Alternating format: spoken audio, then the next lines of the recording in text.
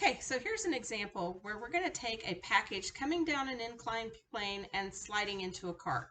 So we've been seeing a lot of these types of problems where we have a box that's on a conveyor belt, hits an inclined plane, and it'll drop into a different cart.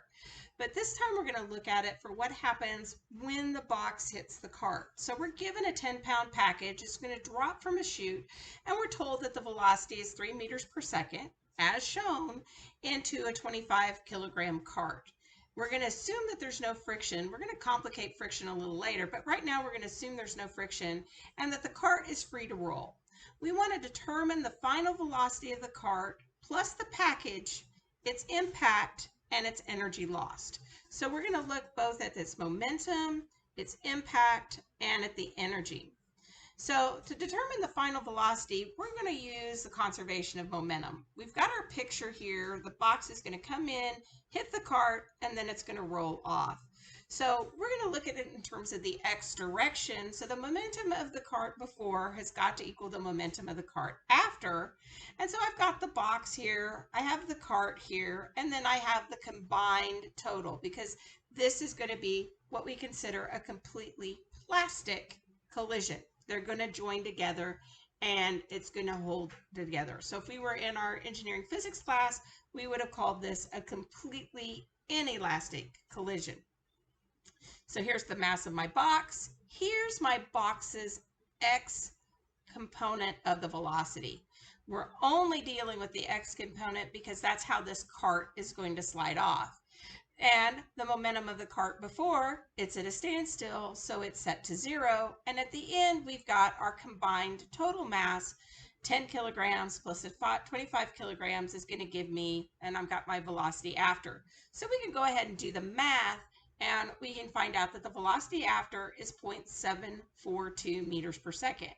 We're only ending up in the velocity in the x direction because essentially we're going to get a change in the y direction as well, and we still get conservation of momentum. But remember, the mass of the Earth is underneath the mass of our cart, and we're not necessarily going to see that at all. So essentially, we've got something that's equal to 0. So let's go ahead and do the next part of this, where we're going to look at the impulse. And that issue there with our 0 in our y direction comes into play. So we want to use our impulse equation. We still have our box and our package, and we're going to use this, and we're going to rewrite it into this component right here. We're going to actually make that change so that I have it. So in the x direction, I've got the momentum of the box in the x direction. We're going to figure the impulse, and then I have the momentum after, and we just figured out that velocity after. So my impact here is going to end up being a negative 18.56 Newton seconds. Remember, impulse is a vector. So that negative is going to tell me where that impulse is coming from. Similarly, in the y direction, I've got the same equation, except now I have to take the y component. And remember what we said about the Earth interfering with our situation? We essentially have no velocity component in the y direction. And so I'm going to get my impulse of 15 Newton seconds. So I want to find the overall magnitude. So I'm going to have to do my normal vector components. So I'm going to calculate the magnitude, which is going to equal 23.9 Newton seconds.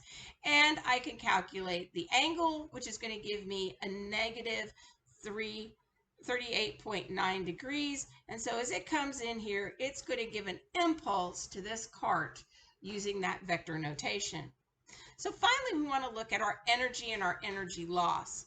Again, we're going to get an energy loss here because we're going to have that impact with the Earth, and we're going to have a couple of other issues that are happening to us.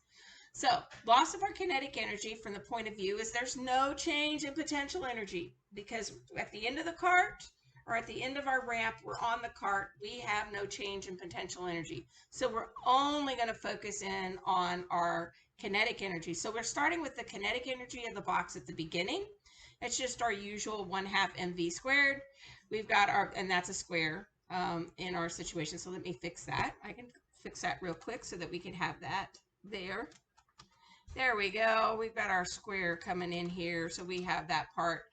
So I get my 1/2 mv squared. We also have our velocity at the end, so we know what our new kinetic energy is. And then we end up just taking the difference of our two energies, and we're going to get the energy lost as part of this collision, which is going to be 35.37 joules.